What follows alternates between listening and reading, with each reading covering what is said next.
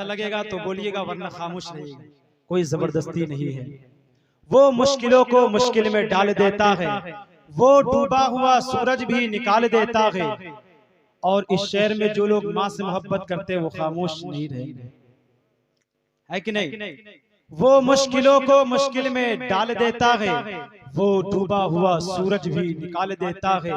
और मेरी माँ ने मुझको बचपन में बताया था, मेरी माँ ने मुझको बचपन में बताया था, नबी का जिक्र मुसीबत को टाल देता है। अल्लाह रब्बुल इज्जत कलामे मजीद में इरशाद फरमाता है, या अय्युहल्लज़ीना आमनुत्तकुल्लाह व कूनू मअस्सादिकीन। ऐ ईमान वालो, अल्लाह से डरो और सच्चों के साथ हो जाओ। ए मेरी कौम के लोगों, सुनो सुनो, ईमान वालों से मुखातिब किया जा रहा है, लेकिन आप जरा गौर तो करें, आप जरा सोचे तो सही, इस दुनिया के अंदर ईमान वाला है कौन? क्योंकि अगर आप इस दुनिया के अंदर किसी भी फिरके के पास जाएंगे, वो कहेगा मैं हूँ ईमान वाला। मिसाल के तौर पर आप अकबर देवबंदी के पास जाएंगे, वो कहेगा मैं हूँ ईमान वाला। आप अगर अहले हदीस के पास जाएंगे, वो कहेगा मैं हूँ ईमान वाला। अगर आप वहाबी के पास जाएंगे, वो कहेगा मैं हूँ ईमान वाला।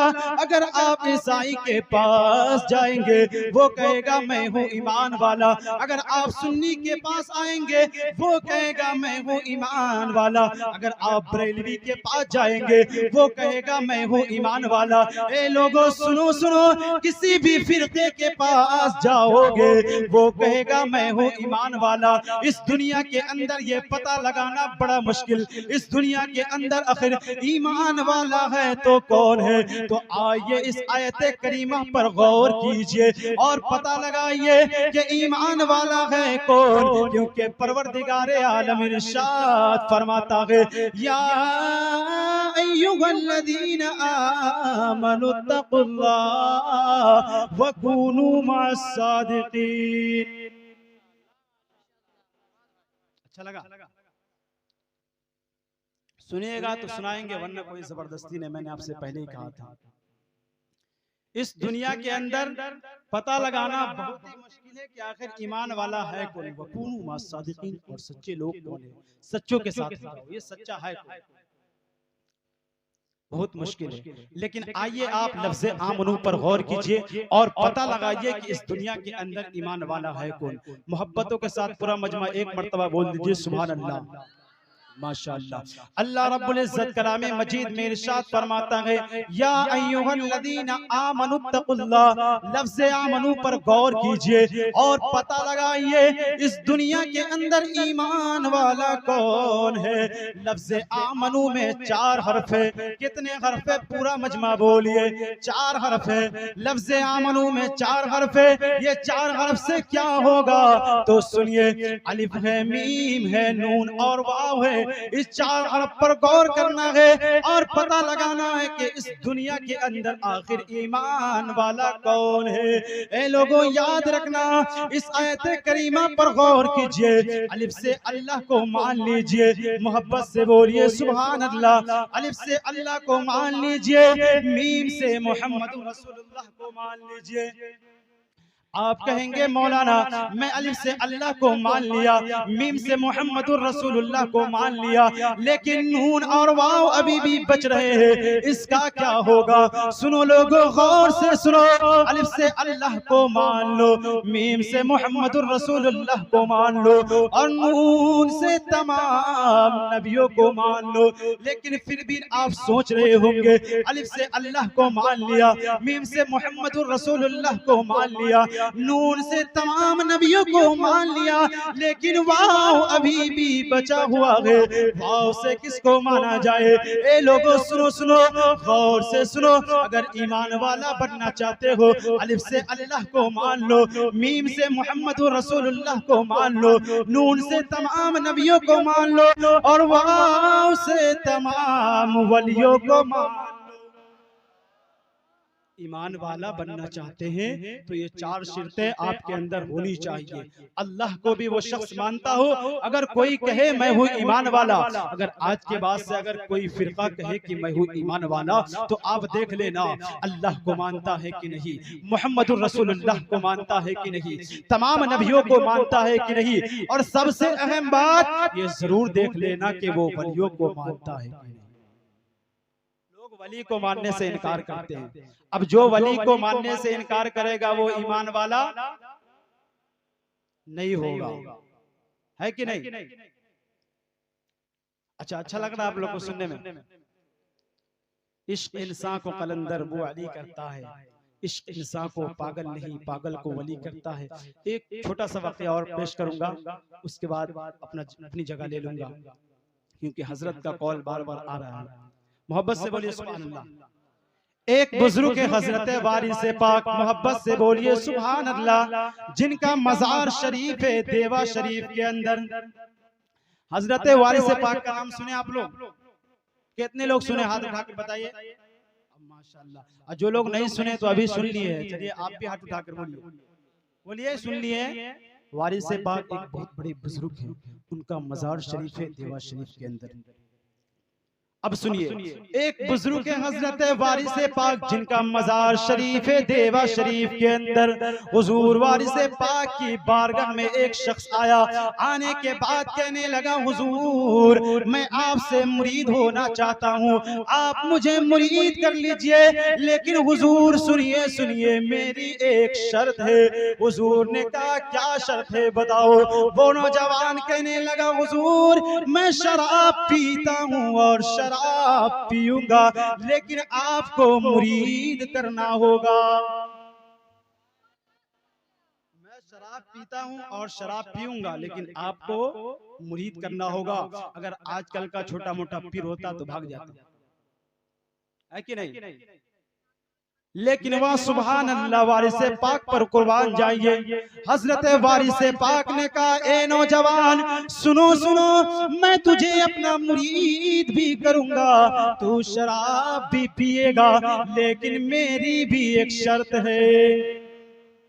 मेरी भी एक शर्त है। तू शराब पिएगा तो पी, लेकिन मेरी भी एक शर्त है। हजरत वारिस पाक की बारगाह में वो नौजवान गया।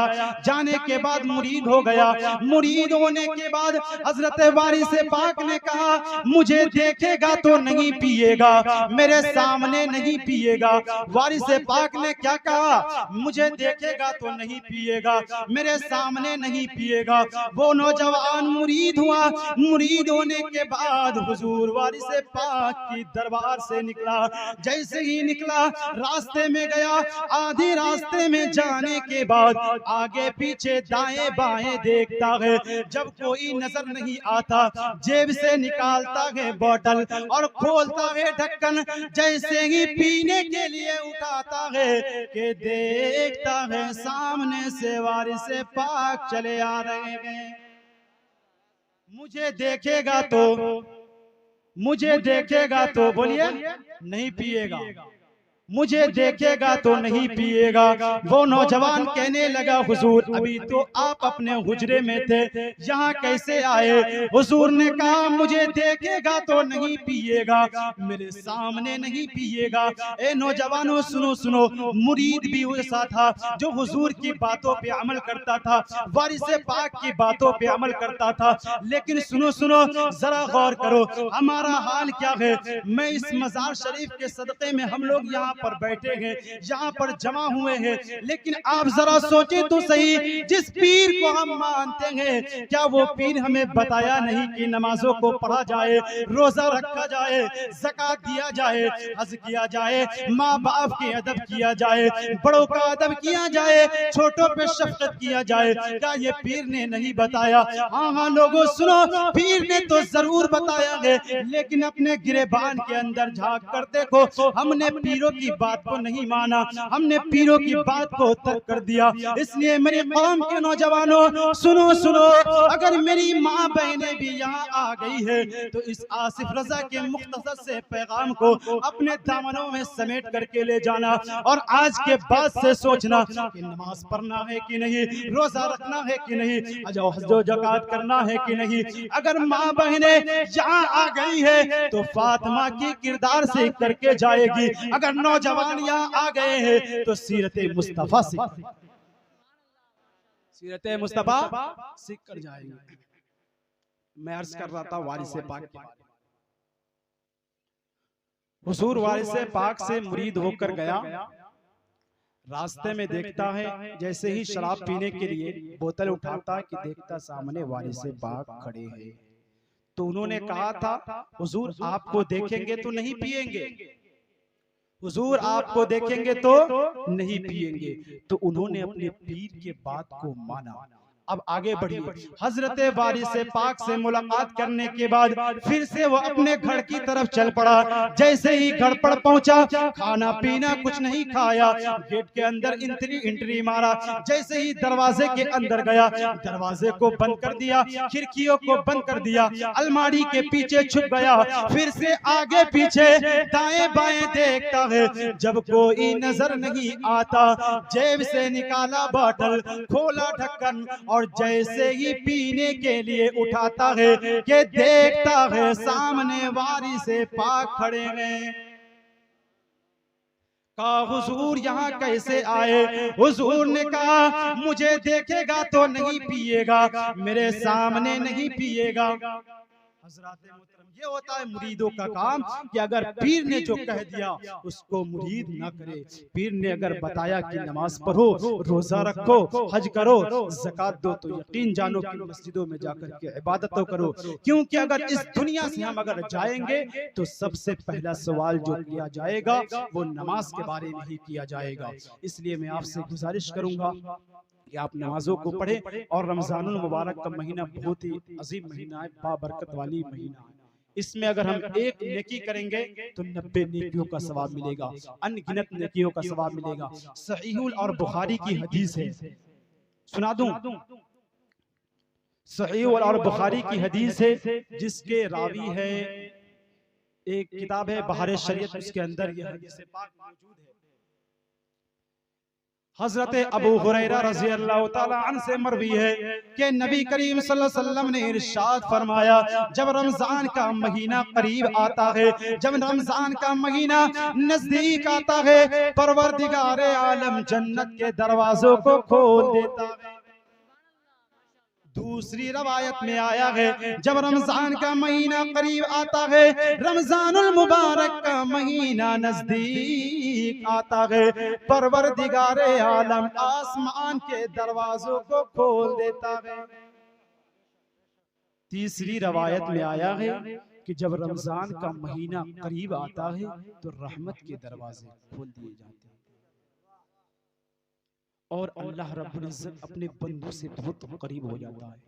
कहता है बंदा तुम जो मांगना चाहते हो मांग लो। इस दुनिया के अंदर यकीन जाने अपनी जबानों को, अपने जिस्म को अगर पाक करके रखेंगे ना तो अल्लाह रब्बुल इज्जत इरशाद फरमाता है वसक़ाहुम रब्बुहुम शराबन तहूरा, आ मैं तुझे अपने हाथों से जाम पिला।